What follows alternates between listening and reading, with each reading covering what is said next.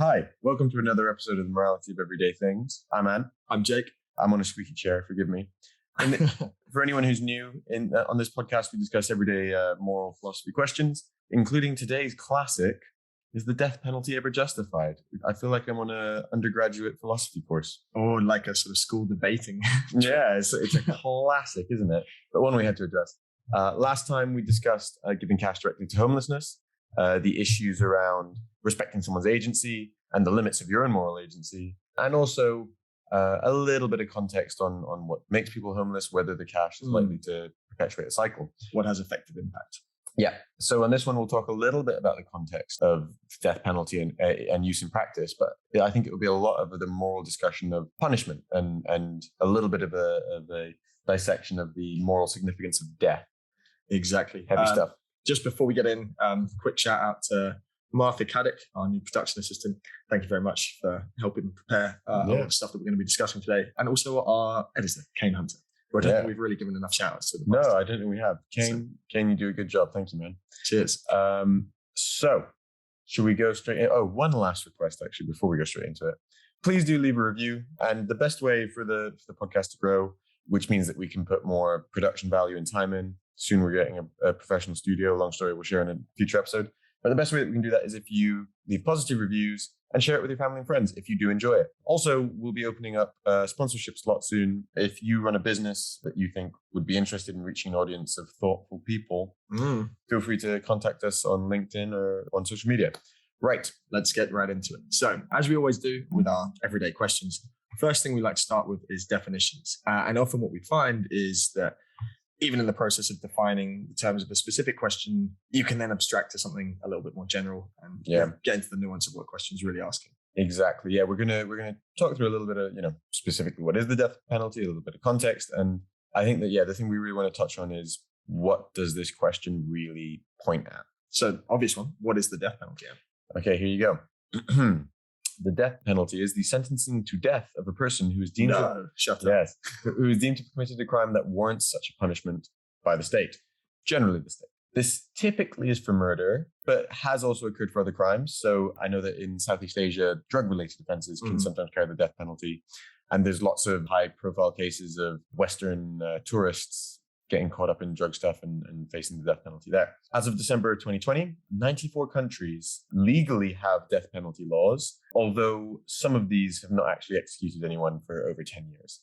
It's just technically within law. One of the things you flagged was by the state. I suppose that's a necessary part of the definition, because otherwise it's not so much a death penalty as just like killing someone. Actual murder. No, I think, I suppose in order for any punishment to be justified, it must be enacted by the sovereign of that territory. I suppose in some tribal communities that doesn't mean the state. That's the effect of, or the concept of the state is shrunk down to the tribal leaders. Maybe, yeah. I think in this case, what it's talking about is that, it's the concept of using death for justice, but in a societal legal context, rather than just like, is it justified to like kill someone in revenge or take the law into your own hands? Different question. The two really core concepts here are punishment and death, right? Because you're punishing someone with death. So I guess, irrespective of the death element, let's start with the punishment element, right? The first question has to be, how can any punishment be justified? How do you decide what's proportionate? And really, what's the aim, right? What is the purpose of punishment? Yeah, you can't really assess what's. So I'm indicating to Jake to lean a little closer because I'm quite close to the mic. I see. You can't really assess how well it's doing unless you have a metric that you're measuring, right? I think one thing that's interesting to kind of introduce here is something that's been called the 5 theories of punishment. Jake, what was the origin of that? I'll quickly Google it. I remember studying it at school. Someone must have come up with it. But basically, theory goes, there's 5 different justifications or reasons as to why you punish someone. I'll recite them for you quickly. The first one is deterrence, and that's the idea that you'd basically, by punishing someone, you set an example to put other people off committing a similar crime. The second one is removal. So that's the idea that by punishing someone, you remove them from society, thereby preventing them being able to reoffend. A classic example would be putting someone in prison, you remove them from society. Death is also actually, or possibly, the most effective form of removal. Once you kill someone, there's no way they can repeat offend. Restitution, number 3. That basically means you compensate someone. The perpetrator of the crime compensates the victim, normally in the form of like some kind of financial payment, I presume. The fourth is retribution. This is maybe a kind of more primitive form of punishment, right? I think this is probably the most innate and ancient form of yes, like, exactly. It was more about a satisfying an innate sense of justice than it was a balancing scale or anything else. Like, I think to summarize it in a famous, understandable quote, it's the classic eye for an eye. Yeah, exactly. Someone's wronged me, and therefore they must suffer in return. And that's kind of punishment is justice. Yeah, it feels like, we'll come to it, and maybe there's like legitimate reasons, but it feels like kind of like the toddler's approach to to punishment, right? Like, you punch me, I get to punch you. And the fifth one, in kind of, I guess, contrast with retribution, this is the sort of more modern, more sort of evolved theory of punishment, is rehabilitation. So this is the idea that actually punishment offers a way to guide and improve and prevent future crime by actually altering a criminal's underlying behavior or improving their attitudes or kind of educating them. We'll come to this in a minute, but I think the interesting thing about this is that, in fact, no, we won't come to it in a minute. We'll just go straight into it. So I think the interesting thing is when you look at these kind of 5 different options. So to clarify, that was retribution, eye for an eye, deterrence. Did you mention deterrence? Deterrence. So to stop people doing it again, rehabilitation, to rehabilitate the person who did wrong, to make sure that they don't do that again. Removal. So it's quite, deterrence and rehabilitation are similar, but deterrence is like stop other people. Rehabilitation is stop repeat offending. Removal, again, I suppose removal is a alternative to rehabilitation. No, removal is more like just taking someone out of society. Yeah. But I mean, like, if you're thinking about stopping an individual from reoffending, they can be substitutes, which is why sometimes, for example, if you don't think someone can be rehabilitated, you remove them permanently by putting them on a life sentence. And restitution. So that's just about compensation. So I think the interesting thing is when we think about justifying things, we come, I think in this context particularly, we come to the classic sort of, sorry, there's a very loud motorbike. God, don't you hate people with loud motorbikes? It's such a selfish thing to do. That's one that we should do next week, actually, or something. Just having a loud motor vehicle, a sign that you are sexually insecure. Yes.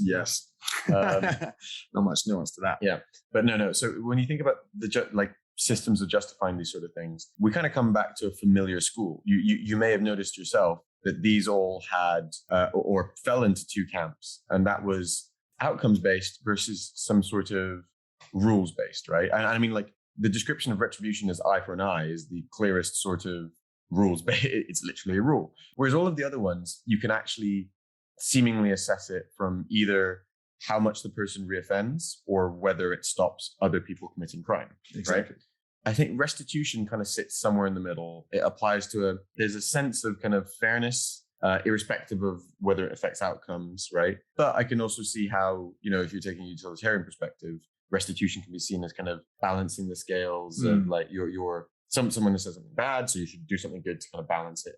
It's because I suppose in some respects fines have that deterrent effect to them, don't they? Yes.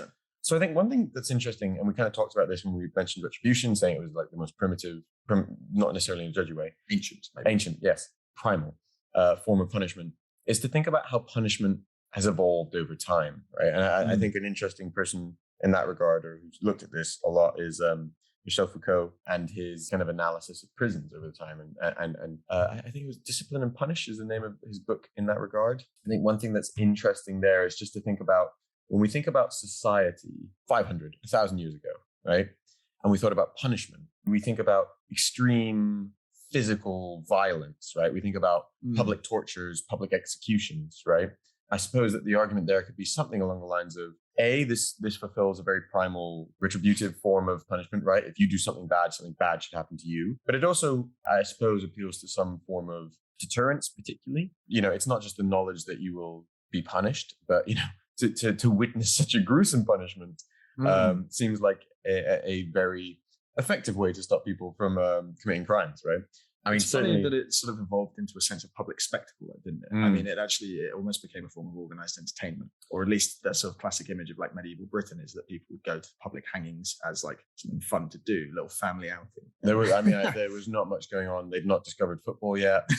So they couldn't torture themselves watching Arsenal lose every week. I am ostensibly an Arsenal fan, and I'm not really big on football. Someone told me they were doing bad this season. I was like, oh no.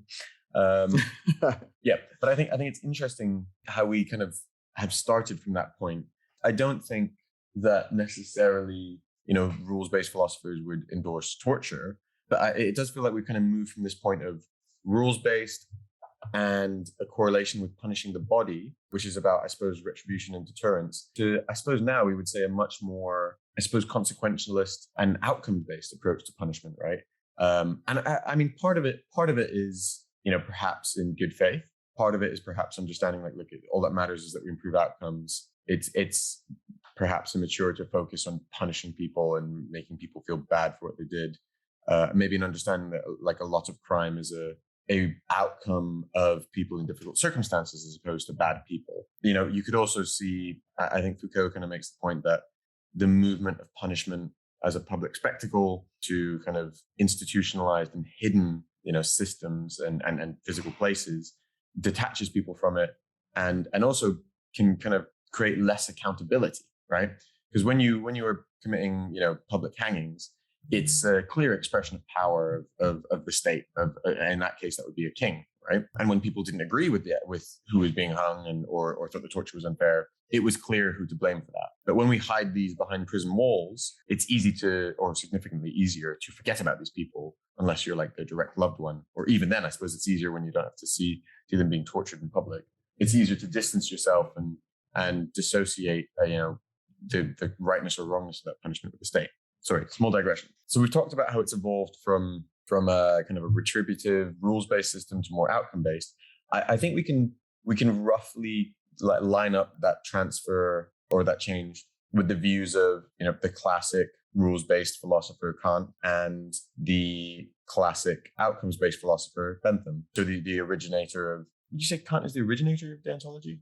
I mean, he's the guy you most closely associate with, isn't it? And Bentham was the kind of, I'm sure that there was some conception of consequentialism before him, but certainly the originator of utilitarianism, which then John Stuart Mill kind of expanded upon. So it's interesting looking into these two guys. Kant is basically, I mean, his theory of punishment very much centers around the idea of retributive justice. And I found this interesting because I guess I've kind of always seen Kant in terms of, like, he talks about the categorical imperative. You sort of respecting people as ends rather than means seems to be a little bit at odds with this idea of an eye for an eye, right? Yeah, but killing someone to meet some wider maxim. Yeah, I mean, Kant, bear in mind, is the guy who's like, you couldn't lie to an ex-murderer. But then in the same sort of set of theories, he justifies the idea that if people are sort of guilty, they should be punished with pain or death or whatever. And this is kind of some way of atoning for guilt. He has this very sort of rules-based approach that does seem to be, if you've broken the rules, then then you kind of almost seem to not sacrifice. Do you know what I mean? I can see surrender your rights. Yeah, I can see how, if you're the proponent of humans are ends in themselves and moral agency is the thing that makes you morally significant, I could see how that has the double-edged sword effect of meaning that, on the one hand, like, humans are ends in themselves and that's paramount. And on the other hand, if your agency is what makes you so significant and important, then when you mess up, you really got to pay because you are responsible for that. You've kind of forfeited the right to your own agency at that point, in his view. I think the interesting thing is the way that he involves the concept of community or preservation of community into his understanding of this. Because if you think about his categorical imperative, it's all about basically, can we turn this into a generalizable rule whilst it's still making sense? And in this context, he explicitly states the community must execute a murderer for the sake of justice. Otherwise, the community shares in the murderer's guilt. So it's interesting that for something that seems so individualistic, this kind of concept of humans as ends in themselves, generally conceptions of, like, for the greater good, for the good of the community, is more of an argument that you see along a utilitarian line. Right?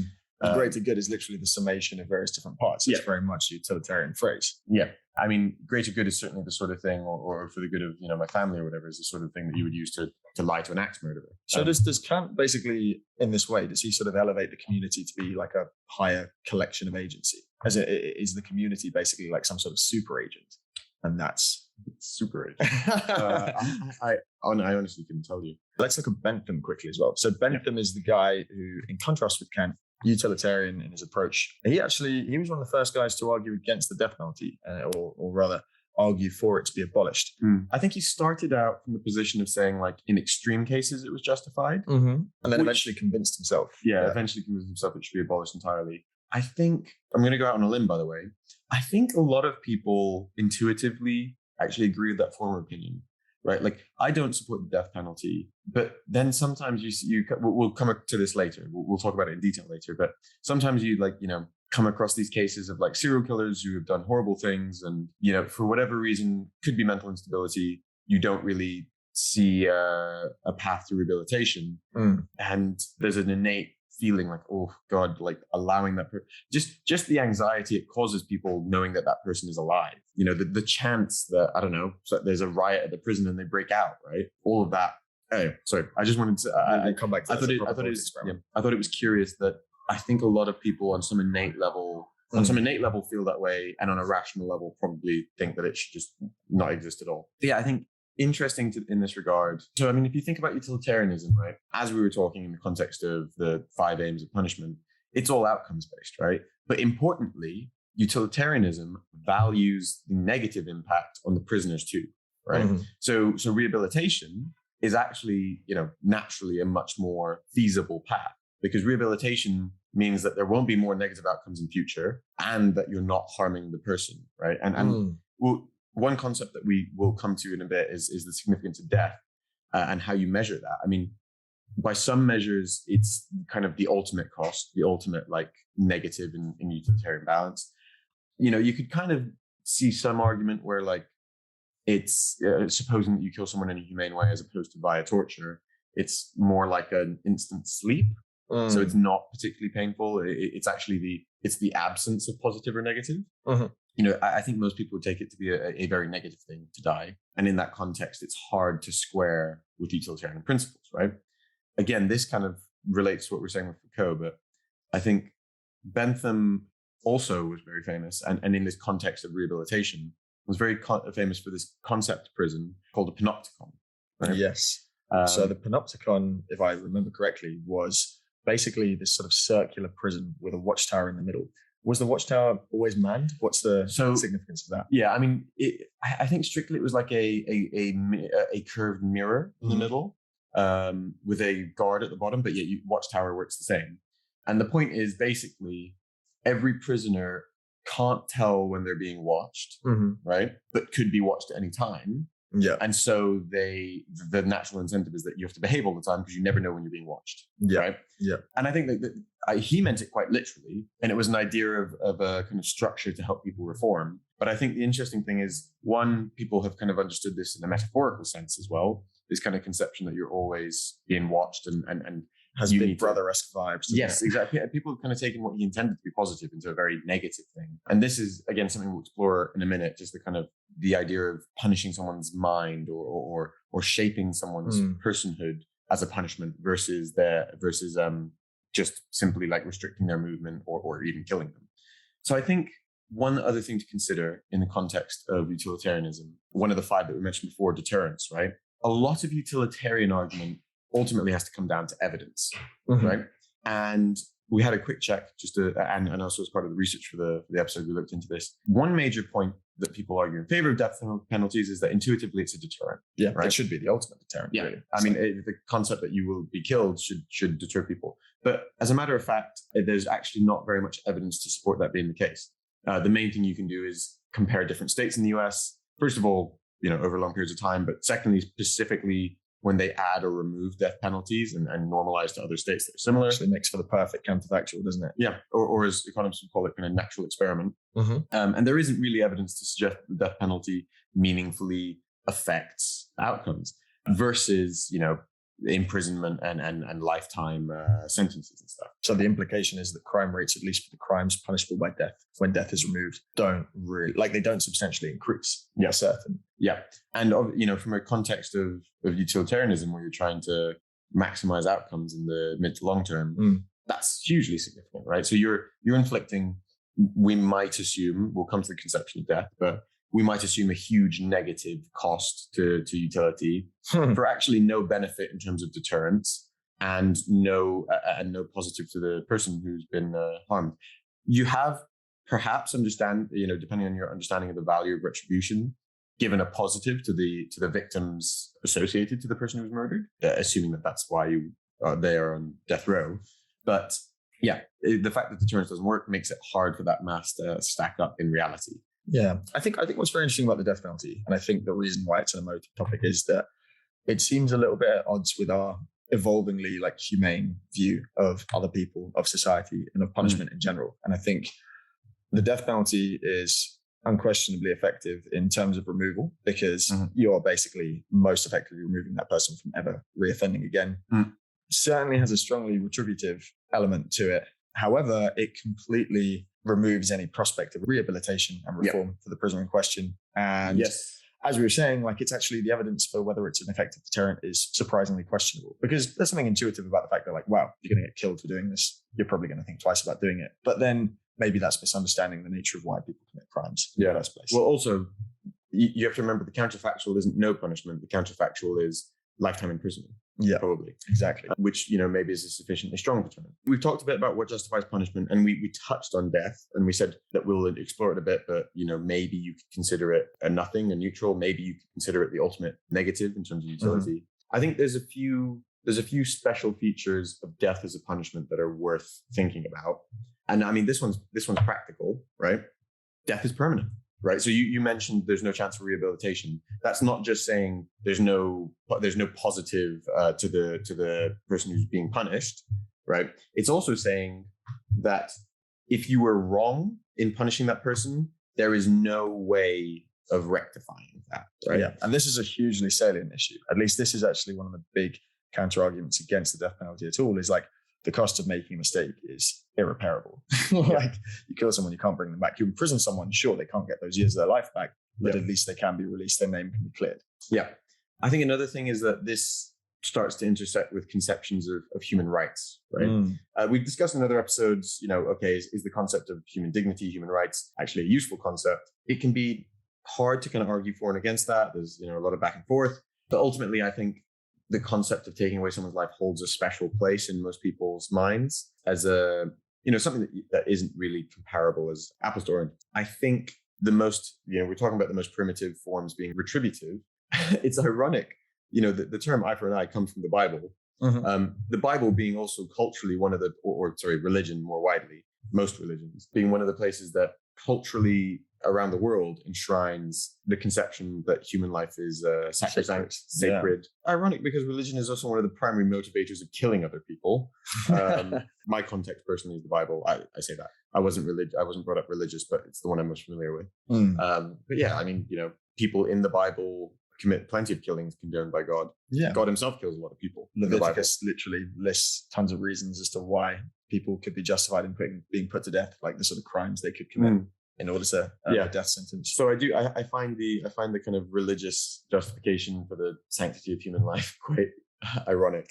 Yeah, it's interesting. I mean, because religion, or at least religious texts, certainly do match with the fact that they are like they're ancient systems of rules or of guides, and that marries exactly with the evolution of sort of sense of punishment that we've seen when we were talking about it earlier. Is that our conceptions of punishment have evolved to become possibly more humane, but the Bible particularly and similar religious texts come from a prior time where those attitudes were different. But it's interesting when they don't necessarily, it's not like they update the Bible.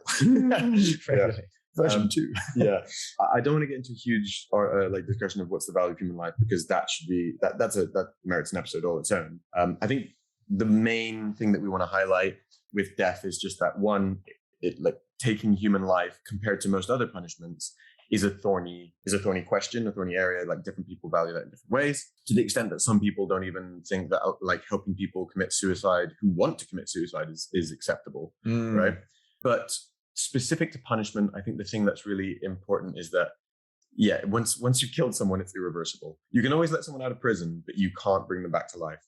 That said, putting someone in prison from 20 to 50, you can let them out of prison, and maybe you can do some things, by way of restitution, but you can never give, there's a permanence there as well, right? You can never give them their youth back. And you probably can't completely alter their sort of mental perspective. Like, you change that person. Profoundly changed. But I suppose at least you can, if you think in purely utility, assuming that you can have some scale where things are comparable, you can give them a bunch of positives. When you're dead, it's done. And that's hugely significant in the context of an imperfect legal system. Let's talk about one other aspect related to death, which is how, a nice thought experiment to kind of frame this is it crueler to imprison someone for life, i.e. there's no hope that they'll ever get out, or actually just sort of kill them humanely? So if someone's going to be locked up, possibly in like solitary confinement, depending on the nature of their crime, and that is an indefinite period of time for the rest of their life. Yeah. And I mean, is it worse? Also, I mean, I haven't personally been to prison. I haven't even visited prisons. But I mean, in the context of what you kind of pick up in TV. Like it's aside from purely the imprisonment, we're talking about perhaps an environment where you can be beaten up. Like male rape is not non-existent. So there's lots of other horrible things about being in prison aside from the pure fact that you're being removed from society. Yeah, so it's a hostile environment. In fact, I should have looked this up before, but I wonder what suicide rates are within prisons. Here you go. So in the US, suicide rate among prisoners is 4 times as high as the general population. A little bit of selection bias. The treatment isn't just the experience of being in prison, because if you're in prison, you're also disproportionately likely to have a difficult background, perhaps have mental health issues, right? Yeah, it makes that point, doesn't it? You could be more prone to suicidal tendencies by virtue of being in prison. Still 4 times is significant. It's so hard, and I think it comes down to individuals. I think one thing that I want to highlight in that question, this was a thought experiment we're discussing.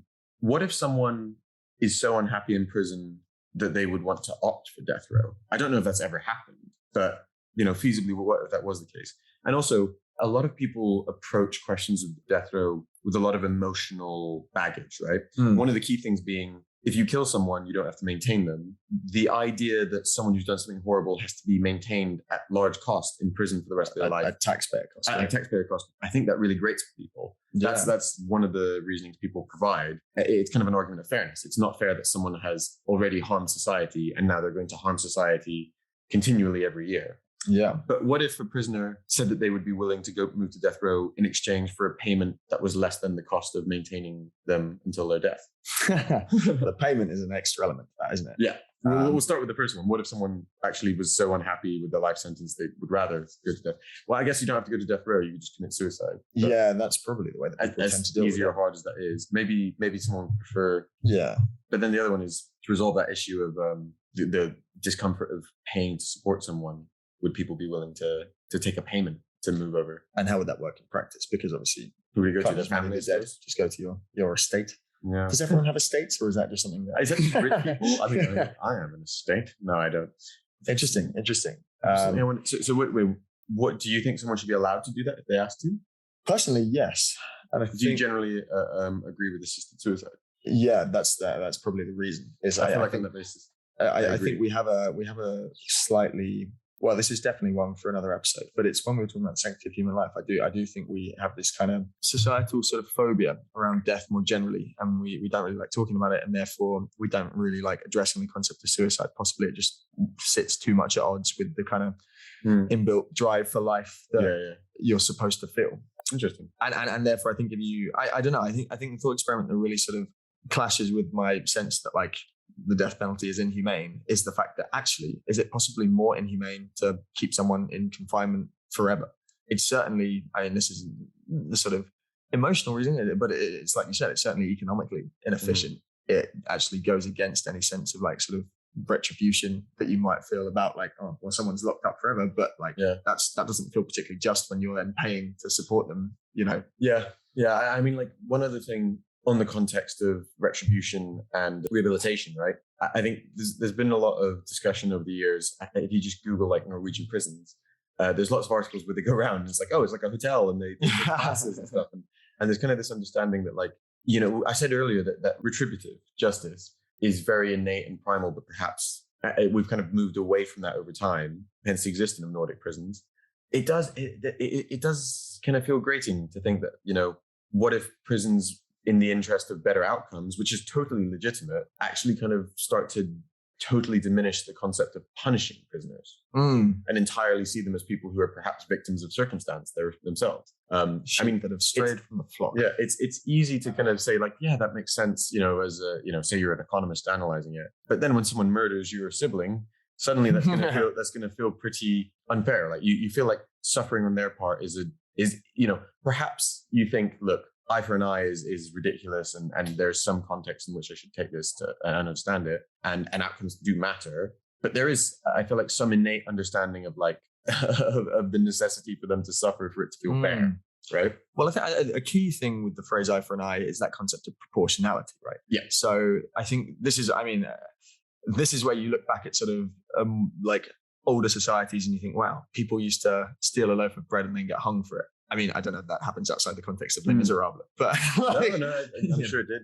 I mean, I think in Arabian societies, it was like if you steal something, your hand gets cut off, right? Yeah, and it does feel to be, at least like today, looking back at that, it feels like there's a lacking sense of proportionality. And proportionality, actually, I think seems to be really, really important. If someone steals something, a fine, compensation, I think most people's sort of perception of that nowadays, that feels proportional. And that's why I think the death penalty is interesting, because it's obviously over time been reduced to a smaller set of crimes that do seem to sit proportionally with the what's been committed. So murder, serial killers, which probably make up multiple homicides. Yeah, they probably, this is one of those things where actually the question is interesting, but the sort of statistics, the relatively small, right? Yeah, the statistical relevance of like serial killers is, I suspect there are a negligible amount of prisoners in the US or elsewhere. I mean, it must be handfuls of people who actually are on death row. Right? Yeah. Could have probably looked that up. I think we actually have some stats on death row here. Oh, actually, this was a really interesting thing about Trump. In the final days of Trump being in power as president, he rushed through 5 death row inmates to be executed.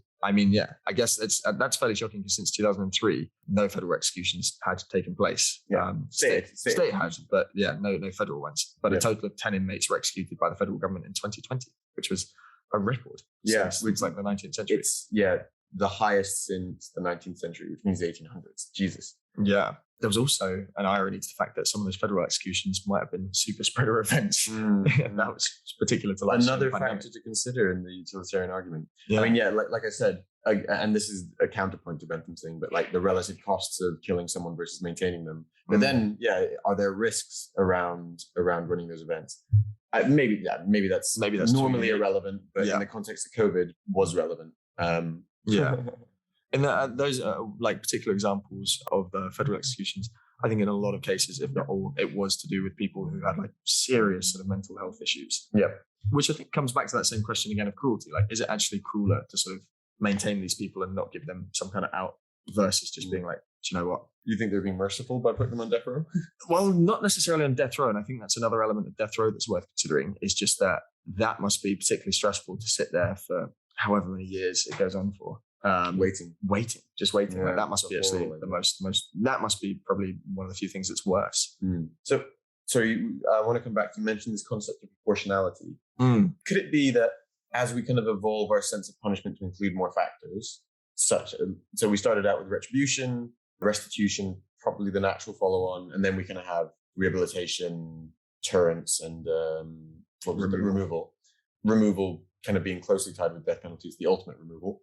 You being removed from the plane of the living. Do you think that then that you could kind of widen our concept of proportionality as we kind of start to consider more elements of punishment? So when it's just retributive, it's, eye for an eye, death for a death. And then at some point it kind of becomes like, okay, as long as you're not a serial killer or doing something that will harm lots of people. So in the view of Southeast Asian countries, drug trafficking, then actually, when we factor in, there should be some retribution, you should suffer, but actually, we do also need to think about these other factors, and they kind of all add up to be proportional. But retribution alone doesn't mean whatever you did, you get something equally bad. My suspicion is that retribution and prevention probably always kind of coexisted as a theory, but I think our nature of our like understanding of how we deliver prevention has evolved, because I think in the past, if you're killing someone, that's just removal, that's prevention in the bluntest sense. Yeah. But as we've gone on, we've been like, actually, can we achieve prevention through, one, putting other people off, but two, improving this person? And it seems like that ties less to that sense of proportionality, though, doesn't it? That's maybe just like, Well, I think one thing that highlights the idea that like maybe the proportion becomes smaller, but retribution is still important. I've got an idea for you. Go on. Let's say that Prince Andrew, assaulted someone in your family. Right. And because he's a major VIP, etc., you don't have avenues to legally pursue him, but they offer you restitution. They basically pay you a bunch of money. It's like, without admitting guilt, pay you a bunch of money and say like, this needs to, like, this goes away, right? Kind of hush up the crime. Yeah. Do you feel like that any amount could ever sufficiently provide justice? Yeah, it's an interesting question, isn't it? Because I'm sure in that sort of Breaking Bad sense of like, name me one thing in life that's not negotiable. Yeah. You could find a price that would satisfy almost anyone in connection with almost any crime. Make you happy, but maybe not feel like does that feel like justice? Especially if, I mean, you gave the example of Prince Andrew, I presume the point there is just he's someone who is a quote unquote untouchable. Yeah, and I mean, like Donald Trump has been accused of sexual assault many times and has paid out in lawsuit. Yeah, without admitting guilt. But that sense of retribution, justice happened. That sense of retribution is lacking when it's someone who is extremely well endowed with wealth and resources. I don't think Donald Trump is particularly well endowed. I've seen his hands; they're really small. But yeah, it's interesting that in that context, you'd never feel like justice was served, right? And so, in that sense, I guess the point is, for death penalty inmates, you need to find a way for them. There needs to be some sense of them suffering for it to feel like justice. Yeah. Maybe that's just an immature, innate human drive that we need to kind of just rationalize past. Yeah. Do you think that just comes from that sort of tribal human psychology? I couldn't tell you, mate. Or do you think there's something more important to it? One question to kind of consider, if you buy into the idea, despite the fact there's not much evidence that it's a deterrent and that people need to suffer in order for it to feel like justice has happened, why do we no longer punish people's bodies? And I think generally, I think every modern society has outlawed torture. Yeah, I say that. Moral punishment, right? I say that though. Still happened. Guantanamo Bay. I was going to say Guantanamo. Yeah, exactly. And I mean, it's funny because that was obviously specially reserved for particular cases of national security, quote unquote. Prisons run by U.S. military in Iraq. Although there were investigations into that because they considered it inappropriate. There's kind of gaps where it still happens. The fundamental question is why is torture no longer acceptable? If death is. If death is, which is funny. The interesting contrast with torture is there's that Epicurean thesis, like we were saying, where death is neither good nor bad, it's nothing. Yeah, because actually death is the end of your suffering. You can't suffer past the point of death. So you could kind of see a sense in which torture is actually worse. Yeah. I mean, certainly, again, coming back to that kind of utilitarian concept, it's funny because I feel like if my choices depends on the torture, but if my choices were torture or death, I feel like I would choose torture. Well, because there's some hope of survival, yeah. But yeah, I could see a kind of conception of the negative of torture versus the kind of nothing of death that kind of sees that that's actually worse.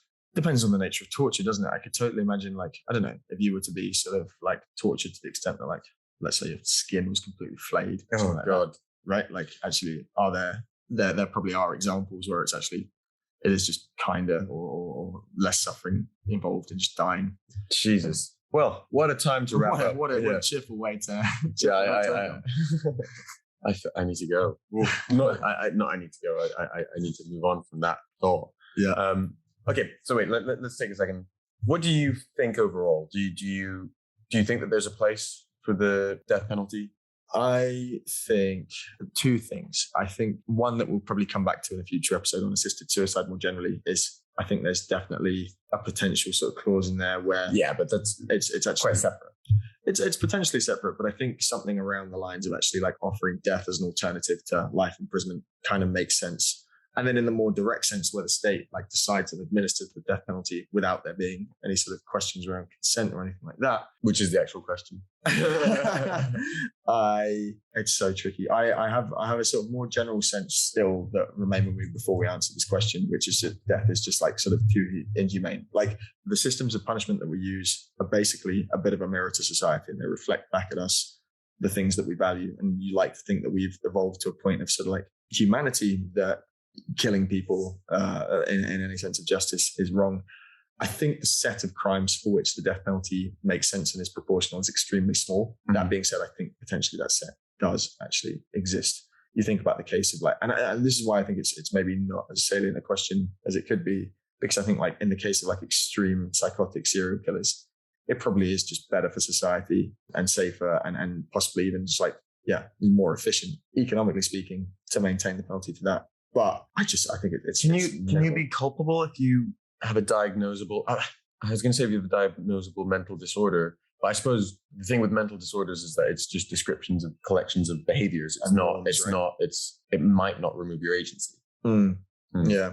What about you? What do you reckon? Like I said earlier, I feel like my innate answer is that like my rational answer is that it shouldn't exist. Yeah. But the innate answer is then you see like some specific people doing horrific things and it just makes you feel like, maybe in this specific case. Yeah. It's not even kind of a retributive thing. Why do I struggle with that word? It's not even a retributive thing.